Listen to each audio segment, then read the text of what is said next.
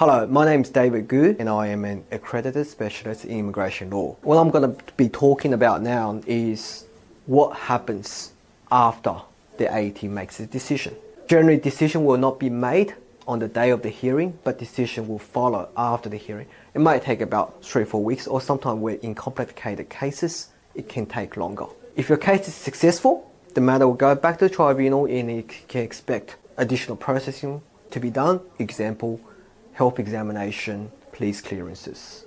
Then, in the unfortunate circumstances, what are your options if your review is unsuccessful? Well, whether it be a visa cancellation or whether it be a visa refusal, if your AAT review is unsuccessful, whatever bridging visa you're holding will automatically cease 35 days after the date of the decision.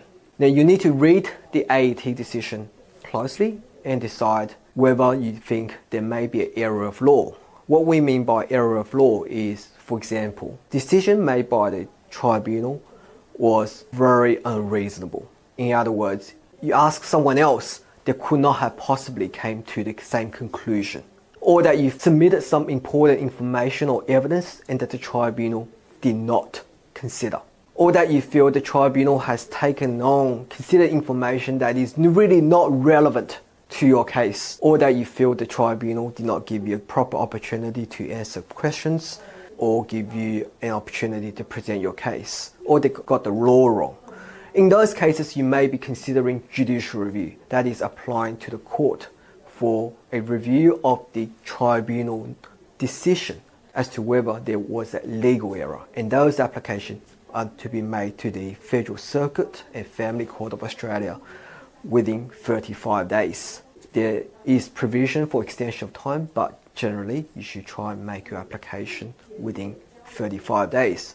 So importantly, seek legal advice as soon as possible. Don't delay. If there is no obvious legal errors or you've got advice tell you there are no legal errors here, then you will need to consider what to do next. It may be that you have a very unique and exceptional circumstances. You have a very compelling set of circumstances that you feel there's very good reasons why you should be allowed to remain in Australia, whether it be on temporary or permanent basis. In that case, you should consider making a ministerial intervention request for the minister to consider whether to grant you a visa despite the negative AAT decision.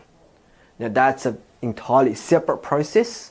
The minister is not bound to give you a visa, but if the minister does, is not bound by the same requirement as the visa that you've applied for and being unsuccessful, or the visa that you've been cancelled.